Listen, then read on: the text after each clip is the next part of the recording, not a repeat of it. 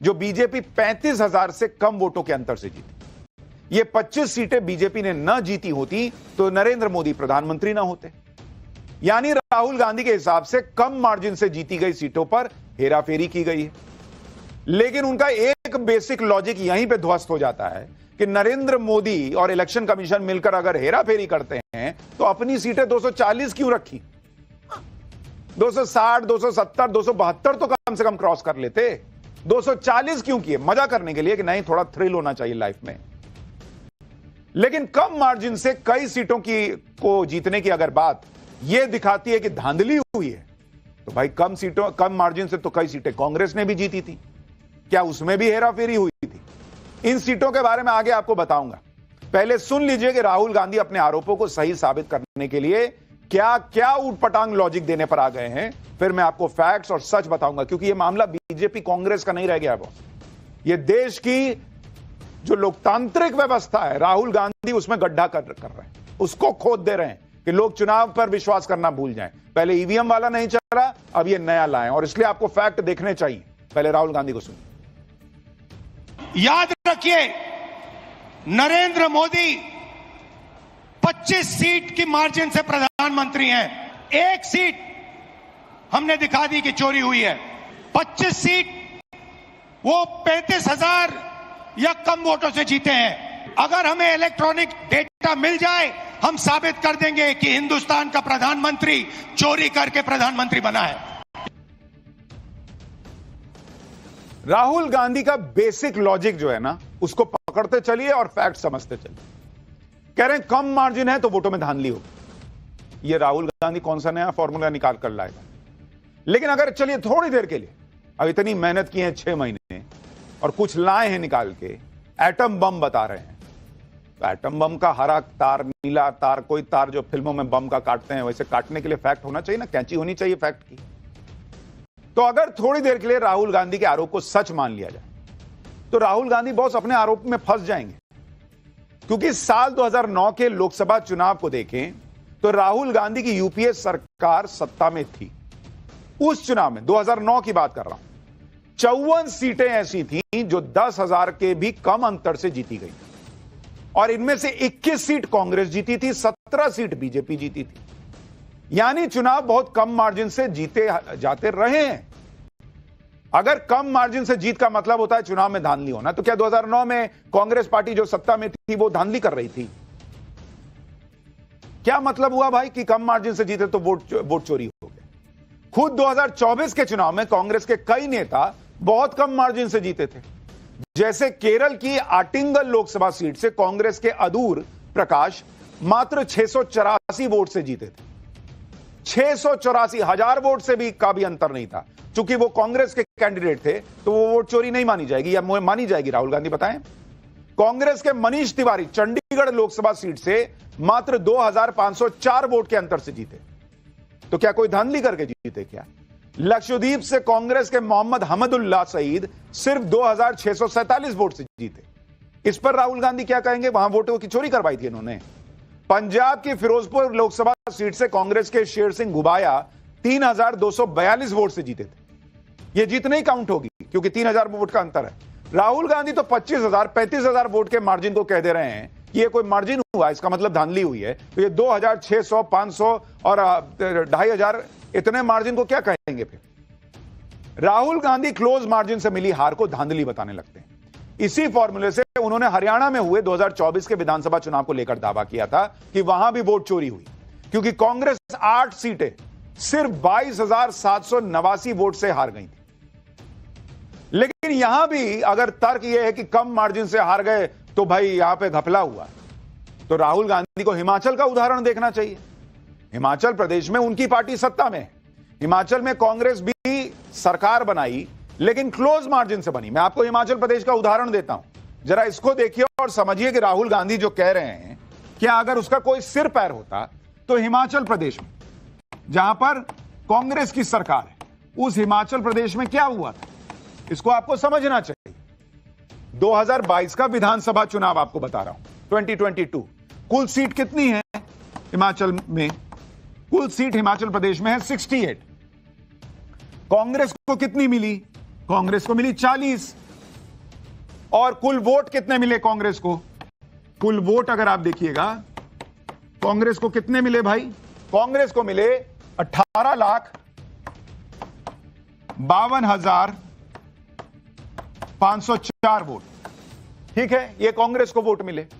BJP को कितनी seat मिली भाई? बीजेपी को सीट मिली 25। ठीक है, और बीजेपी को वोट कितने मिले? 18,14,000 और 530 वोट ये बीजेपी को मिले। कुल वोट का अंतर कितना है? कुल वोट का अंतर अगर आप देखिएगा बीजेपी और कांग्रेस के बीच में हिमाचल प्रदेश के अंदर 37,974 वोट का अंतर है। मात्र 37,974 वोट से कांग्रेस को 15 सीट ज्यादा आई बॉस। तो क्या राहुल गांधी के लॉजिक के हिसाब से अगर हरियाणा में 22,000 24,000 वोट का अंतर था तो बीजेपी सरकार कैसे बना ले गई? वोट चोरी हो गया। तो हिमाचल में कांग्रेस ने वोट चोरी किया है क्या भाई? 37,974 वोट से बीजेपी पीछे रही और 15 सीट हार गई। तो राहुल गांधी के लॉजिक के हिसाब से तो वहां वोट की चोरी हुई होगी हरियाणा की तरह। लेकिन ऐसा लगता है कि ऐसे लॉजिक से राहुल गांधी और कांग्रेस का कोई लेना देना नहीं। वो तो अपनी उसी स्क्रिप्ट पर चल रहे हैं जो बार बार रिपीट करते हैं। जैसे अडानी अंबानी बोलते रहो, अडानी अंबानी बोलते रहो, राफेल में चोरी हुई बोलते रहो, बोलते रहो। राहुल गांधी को लगता है कि बिना फैक्ट के बार बार बोल देने से लोगों के कान में बात जाएगी और मन में घुस जाएगी। ऐसा हो नहीं रहा है। जैसे आज राहुल गांधी ने चुनाव आयोग से 5 सवाल पूछे। विपक्ष को डिजिटल वोटर लिस्ट क्यों नहीं मिल रही है? क्या छिपा रहे हो?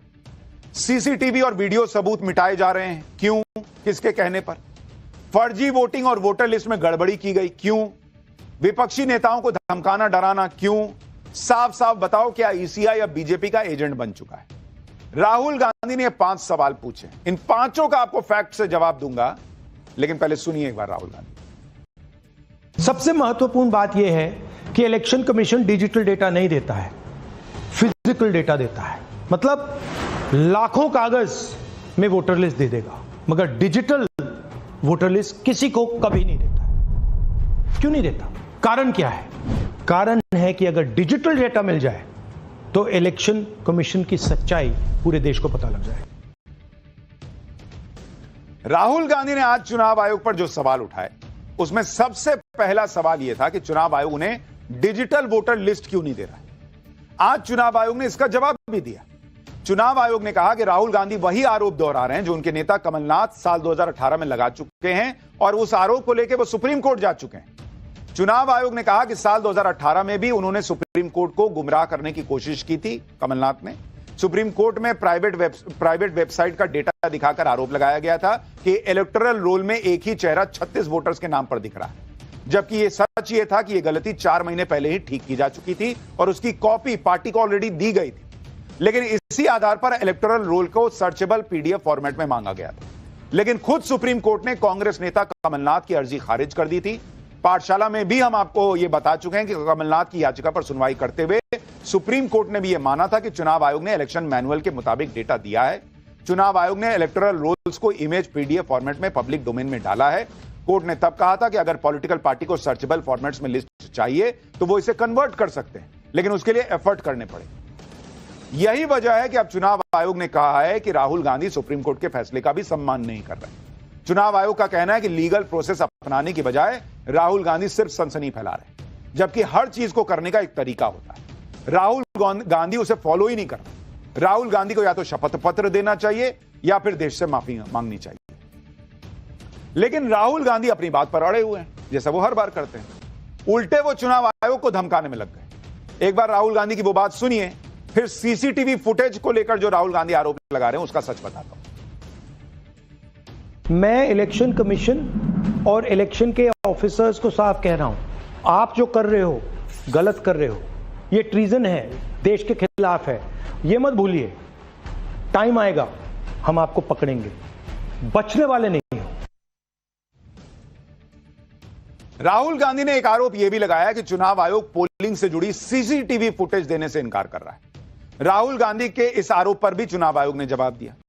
चुनाव आयोग ने बताया कि किसी भी तरह की आशंका होने पर कोई भी कैंडिडेट 45 दिन के अंदर संबंधित हाईकोर्ट में इलेक्शन पिटीशन दायर कर सकता है। यह नियम है।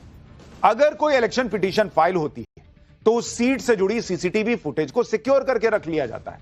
ऐसा नहीं होने पर सीसीटीवी फुटेज को सिक्योर करने का कोई उद्देश्य नहीं। भाई आपको कोई गलती 45 दिन में नहीं दिख रही है तो सालों साल थोड़ी सीसीटीवी फुटेज सिक्योर करके रखा जाएगा। इससे सिर्फ वोटर्स की प्राइवेसी के उल्लंघन का खतरा रहता है। आगे चुनाव आयोग ने उदाहरण देते हुए यह भी बताया कि अगर 1 लाख पोलिंग स्टेशंस की सीसीटीवी फुटेज को रिव्यू किया जाए तो इसमें 1 लाख दिन लग जाएंगे, यानी करीब 273 साल लग जाएंगे और कोई कानूनी नतीजा भी संभव नहीं हो। तो अगर राहुल गांधी को इतना सीसीटीवी फुटेज देखने का शौक है तो भाई 45 दिन के अंदर हर चुनाव के बाद मौका होता है, आप चले जाते हैं हाईकोर्ट, कहते कि ना हमको सीसीटीवी फुटेज दिखलवाइए। राहुल गांधी वोट चोरी के आरोप इस आधार पर लगा रहे हैं कि कहीं डुप्लीकेट वोटर हैं, कहीं इनवैलिड एड्रेस हैं, कहीं एक ही एड्रेस पर कई वोटर हैं, कहीं नए वोटर के लिए फॉर्म 6 का मिसयूज हुआ है। राहुल गांधी ने 5 तरीकों से वोटर लिस्ट में गड़बड़ी के आरोप लगाए थे, जिसमें उन्होंने बेंगलोर सेंट्रल लोकसभा की महादेवपुरा विधानसभा का केस बताया था। राहुल गांधी का दावा है कि इस विधानसभा में जब उनकी टीम ने 6 महीने जांच की तो 11,965 डुप्लीकेट वोटर मिले, 40,009 फर्जी इनवैलिड पतों का इस्तेमाल हुआ, 10,452 वोटर्स एक ही पते पर रजिस्टर मिले, 4,132 वोटर इनवैलिड फोटो के साथ लिस्ट में जोड़े गए, 33,692 नए वोटर फॉर्म 6 का गलत इस्तेमाल करते पाए गए। ऐसा करके बीजेपी ने चुनाव आयोग के साथ मिलकर 1,250,000 वोट चोरी कर लिए, लेकिन डुप्लीकेट वोटर, एक ही पते पर कई वोटर, ये सब वोटर लिस्ट की गड़बड़ियों को ठीक करने के लिए ही तो एसआईआर हो रहा है बॉस। यही तो चुनाव आयोग कह रहा है कि भाई कोई यहां का वोटर है, कल को काम करने कहीं और चला जाता है, उसका वहां वोटर लिस्ट में नाम आ गया, यहां वाला हटवाया नहीं, तो डुप्लीकेट वोटर लिस्ट में डुप्लीकेट नाम तो होगा ही। यही तो वो बिहार में ठीक कर रहे हैं बॉस। फर्जी लोगों को हटा रहे हैं, जो मर गए उनका नाम हटा रहे हैं। तो राहुल गांधी को बिहार में दिक्कत है, कर्नाटक में कह रहे हैं ये क्यों कर दिया। राहुल गांधी ने कल वोट चोरी के दावे को सही साबित करने के लिए 1 घंटा 11 मिनट का वीडियो प्रेजेंटेशन दिया। राहुल गांधी ने बेंगलुरु सेंट्रल सीट पर वोट चोरी के दावे को सही साबित करने के कई उदाहरण दिए। जैसे पहला, राहुल गांधी ने बताया कि आदित्य श्रीवास्तव का नाम 4 जगह वोटर लिस्ट में मिला है। दूसरा, राहुल गांधी ने बेंगलुरु के एक छोटे से घर में 80 वोटर होने का दावा किया। तीसरा, राहुल गांधी ने दावा किया कि वोटर लिस्ट में कई नाम ऐसे हैं जिनकी तस्वीर या तो बहुत छोटी छोटी है या फिर तस्वीर है ही नहीं। इन तीनों दावों का जिक्र हमने इसलिए किया क्योंकि हमारी टीम ने राहुल गांधी के दावों की सच्चाई जानने के लिए इनका फैक्ट चेक किया। आदित्य श्रीवास्तव के 4 वोटर आईडी कार्ड के दावे की सच्चाई जानने के लिए हमारी टीम मुंबई में उस जगह भी पहुंची जहां आदित्य श्रीवास्तव कभी रहते थे, और लखनऊ में आदित्य श्रीवास्तव के घर भी हमारे सहयोगी पहुंचे। आदित्य श्रीवास्तव से फोन पर बात हुई तो राहुल गांधी के आरोपों की पूरी सच्चाई सामने आ गई। आदित्य श्रीवास्तव ने बताया कि वो आईटी सेक्टर में जॉब करते हैं और मूल रूप से लखनऊ के रहने वाले हैं। उनके पेरेंट्स लखनऊ में ही रहते हैं। लखनऊ में 2009 में वोटर आईडी कार्ड बनवाया गया था, उन्होंने खुद माना। इसके बाद 2017 या 2018 में आदित्य मुंबई शिफ्ट हुए और लखनऊ का वोटर आईडी कार्ड वहीं ट्रांसफर करवाया। 2021 के बाद आदित्य बेंगलुरु शिफ्ट हो गए और फिर से ऑनलाइन एप्लीकेशन देकर वोटर आईडी कार्ड को बेंगलुरु शिफ्ट करवाया और अभी बेंगलुरु में रह रहे हैं। आदित्य श्रीवास्तव ने राहुल गांधी पर उनकी निजी जानकारी पब्लिक करने का आरोप लगाया। लखनऊ में आदित्य श्रीवास्तव के पड़ोसियों ने भी बताया कि वो अभी लखनऊ में नहीं रहते हैं, यानी वो जहां जहां गए वहां वहां उन्होंने वोटर आईडी बनवा लिया, तो उनका 3 जगह नाम दिख गया। लेकिन राहुल गांधी ने ऐसा माहौल बना दिया कि बाप रे बाप, ये तो पूरे देश में लग रहा है इकलौता मामला होगा। कितने ही लोग ये देखने के बाद खुद कह रहे हैं कि भाई हमारा भी वहां का था, हम यहां आके अपना बनवा लिए, उसके बाद वो हटाए नहीं हटवाए पता नहीं, याद नहीं हटाए कि नहीं हटाए। खैर, राहुल गांधी का एक बार दावा सुनिए कि उन्होंने क्या कहा था और लखनऊ में आदित्य श्रीवास्तव के पड़ोसियों ने हमें क्या बताया। ये आदित्य श्रीवास्तव जी हैं, ये महाराष्ट्र में इनका नाम महाराष्ट्र में है, कर्नाटक में है, उत्तर प्रदेश लखनऊ में है और कर्नाटक बेंगलोर अर्बन में है। 4 बार आता है, same photo same address. Uncle, आप जानते होंगे श्रीवास्तव फैमिली को, ये लोग कब से यहाँ पे रह रहे हैं? यहाँ तो ये मुझसे पहले से रह रहे हैं। मैं आया हूँ यहाँ 2000 में और ये इन्होंने हमसे पहले थोड़ा बनवा लिया था। अच्छा।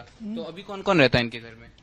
अब इस समय तो मेरी समझ में उनकी मिसेज ही रह गई थी, वो तो एक्सपायर हो गए भी 1 महीना पहले। अच्छा। हाँ। और जो आदित्य का नाम है, आदित्य हैं, वो कहाँ रहते हैं? वो अब मुझे इस समय पता नहीं बंगलौर में है या कहाँ है, यही सब सुनते रहते हैं। कहीं बच्चों से आजकल कहीं किसी की मुलाकात होती है? लेकिन लखनऊ में नहीं रहते हैं वो। ना लखनऊ में नहीं, वो ही एम्प्लॉयड सब। यानी सीधा सीधा केस ये दिख रहा है कि कोई आदमी काम के लिए इधर से उधर शिफ्ट हुआ, उसने अपना वोटर आईडी वहां भी बनवा लिया, यहां हटा या नहीं हटा उसने ध्यान नहीं दिया। राहुल गांधी ने यह भी आरोप लगाया कि एक घर में 80-80 वोटर्स मिल गए, लेकिन बेंगलुरु के इस घर के मकान मालिक ने राहुल गांधी के दावों को झूठा बताया। कहा कि इस मकान में अलग अलग समय में रहने वाले किराएदारों ने अपना वोटर आईडी कार्ड बनवाया, जो अब वहां से चले गए। जिनमें से कोई गार्ड की नौकरी करता था, कोई दूसरी नौकरी करता था, वहां से चला गया। राहुल गांधी ने इस घर को लेकर क्या दावा किया और घर के मालिक और इस घर में अभी रहने वाले किराएदार क्या बता रहे हैं, आप भी सुनिए। सिंगल बेडरूम का घर है, 80 वोटर रह रहे हैं उसमें, दिखाइए, जूम इन कीजिए। अलग अलग नाम, अलग अलग परिवार, और जब हम वहां जाते हैं हमें बताया जाता है यहां पे 80 लोग नहीं रहते, यहां पे ये लोग हैं ही नहीं, कोई नहीं जानता इनको। इलेक्शन कमीशन के मुताबिक ये सब लोग इस घर में रहते हैं, और जब हम वहां जाते हैं एक भी नाम नहीं मिलता, और वहां के लोग कहते नहीं ऐसे, इन लोगों को हम नहीं जानते। बूथ नंबर 366, थोड़ा इसमें जूम इन करो। 46 voters, all from different families, living in a single bedroom house, and when we go there they don't exist. Zoom out. So that's a single bedroom. 46 voters living there. Same thing there, 80 voters living there. We are at the house number 35 at Munirappi Garden at Mahadevapura Assembly constituency, where Rahul Gandhi has alleged that in this 10 by 15 square feet house belongs to Jairam Reddy, who is Rahul Gandhi has alleged is a BJP worker, and they claims that 80 voters have been listed from this particular property. तो अभी क्या आप जो राहुल गांधी ने allegation किया उसके बारे में क्या कहना चाहेंगे? मैं जो झूठ बोल रहा, वो झूठ बोल रहे हैं, जो झूठ बोल रहा। एड्रेस दिया है उन्होंने, एड्रेस दिया है। इलेक्शन के टाइम पे क्या हुआ? इल्ला आप डिनाई कर रहे हैं पूरा? इल्ला। There you see Mr. Jairam Reddy, he claims that he though votes for BJP but is not a BJP party worker. ये आपका नाम क्या है सर? मेरा नाम दीपंकर सरकार। दीपंकर सरकार। ये आप कब से यहाँ पे रह रहे हैं? मैं 1 महीना हुआ इधर आया। क्या काम करते हैं आप? डिलीवरी। राहुल गांधी ने जो बोला सुना आपने? हाँ, मैं तो सुना, कल से ही तो पता चला ऐसा। फिर क्या हुआ, आपको क्या लग रहा है इसके बारे में? कैसे ये छोटा सा रूम में कैसे 80 लोग रह सकता है? राहुल गांधी ने यह भी आरोप लगाया था कि कई वोटर्स की फोटो वोटर लिस्ट में या तो है नहीं, या फिर इतनी छोटी फोटो है कि पहचान में नहीं आ रही। इसमें जिन नामों का राहुल गांधी ने जिक्र किया, उनमें से एक परिवार ने सामने आकर राहुल गांधी के आरोपों का सच बता दिया। यह तस्वीर उसी परिवार की है जिसने अपने वोटर आईडी कार्ड दिखाए, और उनके वोटर आईडी कार्ड में तस्वीर भी बड़ी और क्लियर नजर आ रही। सुनिए ऐसे वोटर्स पर राहुल गांधी ने क्या कहा था और क्या सच सामने आया। अच्छा, अब ये देखिए वोटर लिस्ट, इनकी फोटो देखिए, या फोटो है ही नहीं, या फिर छोटी छोटी फोटो है जो दिख नहीं सकती। इन वोटर आईडीज पे वोट दिया गया है। यानी राहुल गांधी ने जो कथित खुलासे किए उसमें यह भी दिखाया कि कई वोटर्स के एड्रेस पर मकान नंबर 0 लिखा हुआ है, और राहुल गांधी ने इसे लेकर मजाक उड़ाया, इसे एक तरह की धांधली बताया। राहुल गांधी का यह बयान भी सुनिए, फिर आपको बताऊंगा कि खुद राहुल गांधी की लोकसभा सीट है रायबरेली, जहां से राहुल गांधी सांसद हैं, जहां से सोनिया गांधी जीतती रही हैं, जहां से पूरा गांधी परिवार दशकों से जीतता रहा है। उस रायबरेली सीट का सच क्या है?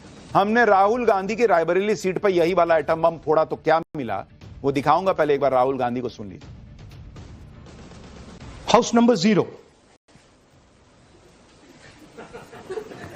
No, you're laughing. There are thousands and thousands of these people. No address, house number 0. Rahul Gandhi ने वोटर लिस्ट में मकान नंबर 0 दिखाकर गड़बड़ी का दावा कर दिया कि भाई अगर मकान नंबर 0 है इसका मतलब ये तो फर्जी है, और उन्होंने ये भी मान लिया कि ये वोट बीजेपी को ही पड़ा होगा क्योंकि बेंगलुरु की सीट थी। जब पाठशाला की टीम ने इस दावे की पड़ताल की तो पता चला कि राहुल गांधी की रायबरेली लोकसभा सीट के तहत आने वाली रायबरेली विधानसभा की वोटर लिस्ट में भी ऐसे कई मकान हैं जिनके आगे 0 लिखा हुआ है, ऐसे कई वोटर हैं जिनके मकान के एड्रेस के आगे 0 लिखा हुआ है। यह देखिए, और राहुल गांधी की टीम को 6 महीना लगा था, हमारी टीम को आधा घंटा लगा और हमने इतने नाम निकाल लिए। जैसे वोटर लिस्ट में एक नाम है यास्मीन, उसके मकान नंबर के आगे लिखा है 0, ये रायबरेली का वोटर है। इसी तरह मोहम्मद इस्लाम का मकान नंबर है, वो भी लिखा हुआ है 0। देखिए मोहम्मद इस्लाम मकान संख्या 0, ये रायबरेली का बता रहा हूं। तो मकान संख्या 0 होने का मतलब है कि वहां से जो जीत रहा है उसको ये फर्जी वोट पड़ा है। तो रायबरेली से तो राहुल गांधी जीते हैं, उससे पहले सोनिया गांधी जीतती रही हैं। एक वोटर है मुकेश, मकान संख्या 0। एक वोटर है रुचि, उनका नंबर आप देख लीजिए, वो भी 0। रायबरेली की रिवाइज्ड और लेटेस्ट वोटर लिस्ट है ये। इसमें ऐसे कई मकान हैं जिनके आगे 0 लिखा है और वहां वोटर का नाम भी लिखा है, जैसे सुशीला देवी मकान नंबर 0, कनकलता मकान नंबर 0, उनके नाम के आगे भी लिखा हुआ है। सुशील कुमार, उनका भी मकान संख्या 0 लिखा है। ये सब रायबरेली के वोटर हैं बॉस। बीरन सिंह यादव मकान नंबर 0, विकास यादव मकान नंबर 0, सुमन मकान नंबर 0, गीता मकान नंबर 0, संदीप मकान नंबर 0। ये सारे हमने आपको आधे घंटे में रायबरेली की वोटर लिस्ट देखकर आपको निकाल कर दे दिए हैं, जिसमें मकान नंबर 0 लिखा है।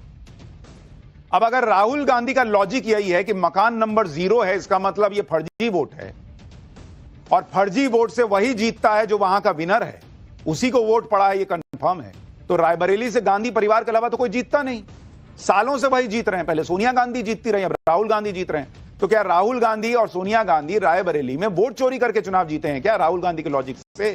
क्योंकि वहां भी भर भर के वोट मकान संख्या 0 दिख रहा है। इसी तरह राहुल गांधी ने यह कहा था कि एक मकान में इतने ज्यादा वोटर्स कैसे हैं। राहुल गांधी ने इसे भी वोट की चोरी का तरीका बताया था। लेकिन अब मैं आपको दिखाता हूं कि खुद राहुल गांधी की लोकसभा सीट रायबरेली की विधानसभा रायबरेली में एक एड्रेस पर कई कई लोग रह रहे हैं। जैसे एक बूथ में मकान संख्या 80, इसमें 18 लोगों के नाम दर्ज हैं। इसी तरह किसी और बूथ में मकान संख्या 4, इसमें 18 लोगों के नाम मिल गए हमको। इसी तरह मकान संख्या 8 एक दूसरे बूथ में मिली, इसमें 27 लोगों के नाम दर्ज हैं। अब यह जांच का विषय हो सकता है कि मकान नंबर 0 कैसे हो गया, या फिर एक एड्रेस पर इतने ढेर सारे लोग कैसे रह सकते हैं। और इसीलिए चुनाव आयोग कह रहा है कि भाई SIR होने दो, ये सारी कमियां निकल जाएंगी। लेकिन अगर मकान संख्या 0 होने का मतलब, एक मकान पे ज्यादा लोगों के निकलने का मतलब यह है कि चुनाव में धांधली हो रही है राहुल गांधी के लॉजिक के हिसाब से, तो फिर वो लॉजिक तो रायबरेली पे भी लगेगा। इसका मतलब गांधी परिवार रायबरेली में क्या धांधली करके चुनाव जीतता रहा है राहुल गांधी जी? चुनाव आयोग से मिली भगत करके चुनाव जीतता रहा है क्या? यह राहुल गांधी को बताना चाहिए। लेकिन जिस चीज को वो धांधली का सबूत बता रहे हैं, वो एक्चुअली वही प्रॉब्लम है जिसको ठीक करने का SIR में प्रयास कर रहा है चुनाव आयोग। वोटर वोट देने गया भी या नहीं, अगर कोई गया तो उसने किसको वोट दिया, यह सब कुछ नहीं पता राहुल गांधी को। मकान संख्या 0 मतलब बीजेपी को वोट पड़ा होगा। एक घर पे ज्यादा वोटर मतलब ये तो धांधली हो गई। यह बहुत आम बात है कि हर चुनाव से पहले वोटर लिस्ट में नाम घटाए जाते हैं, जोड़े जाते हैं, गलत एंट्री या दूसरे नाम हटाए जाते हैं, क्योंकि इलेक्टोरल रोल बनाना एक बहुत बड़ी फिजिकल प्रक्रिया है, उसमें गड़बड़ियां होती हैं जिसमें लगातार सुधार होता है। राहुल गांधी खुद इतने सालों से चुनाव लड़ रहे हैं, उन्हें भी यह बात साफ साफ पता होगी कि इलेक्टोरल रोल की एंट्री में गड़बड़ी हो जाती है और उसे ही ठीक करने के लिए समय समय पर रिवीजन होता है। जहां तक मकान नंबर 0 होने की बात है, तो सिर्फ एक जगह नहीं, देश में कई जगहों पर वोटर लिस्ट में ऐसा दिख जाता है। और गांव में खासकर ऐसा होता है जहां कभी कभी मकान नंबर का अता पता नहीं होता। भाई गांव में मकान नंबर होना कोई बहुत जरूरी चीज नहीं है। बिहार के गांव में तो ऐसे वोटर्स आपको मिल जाएंगे जिनके वोटर कार्ड में हाउस नंबर का जिक्र नहीं है। मैं आपको बिहार के वोटर से मिलवाता हूं जो सामने खड़े हैं अपना वोटर आईडी लेकर और कह रहे हैं कि भाई मेरा हाउस नंबर नहीं है, तो इसका मतलब वो नहीं है क्या वोटर? देखिए आप, वोटर कार्ड में मकान संख्या की पड़ताल करने के लिए हम पहुंचे हैं। सीतामढ़ी के पास ये गांव है जहां पर हम मौजूद है। यहाँ पर कई ग्रामीण है। हम एक बार यहाँ पर जानने की कोशिश करते हैं कि वोटर आई कार्ड में क्या मकान संख्या होता है या नहीं। एक शख्स है, इनके मोबाइल में ये वोटर कार्ड दिखा रहे हैं। एक बार ये तस्वीर दिखाइए।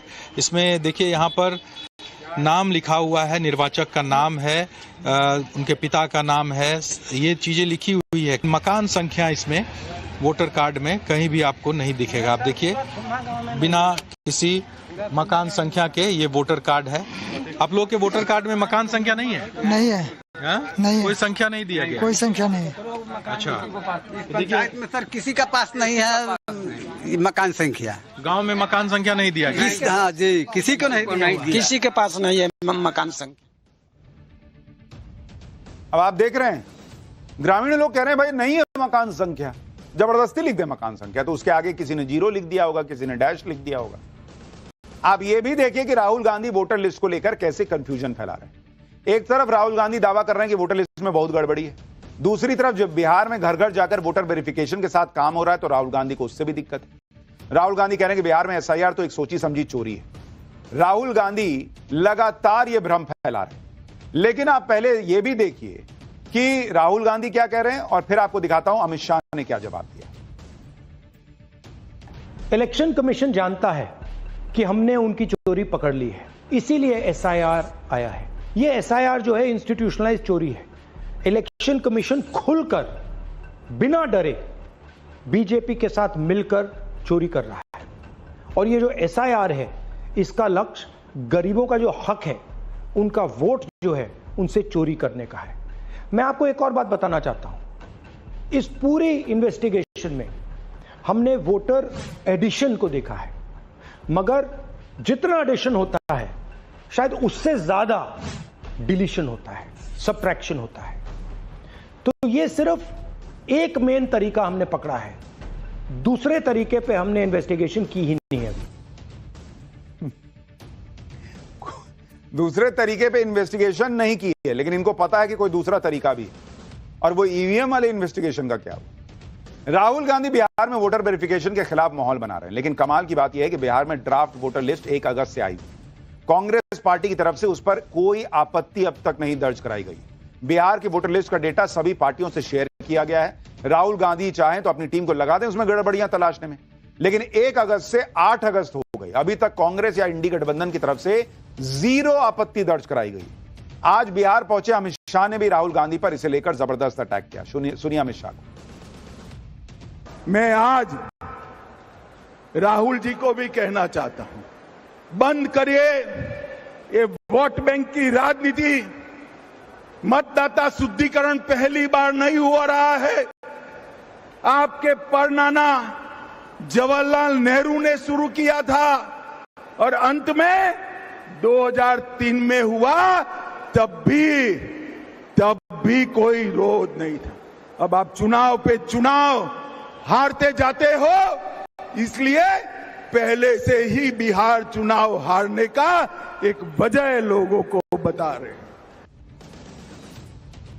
पाठशाला में आपको हमने फैक्ट्स के साथ इसलिए बताया क्योंकि बॉस एक चीज याद रखिए, ये राहुल गांधी और नरेंद्र मोदी की लड़ाई की बात नहीं है बॉस।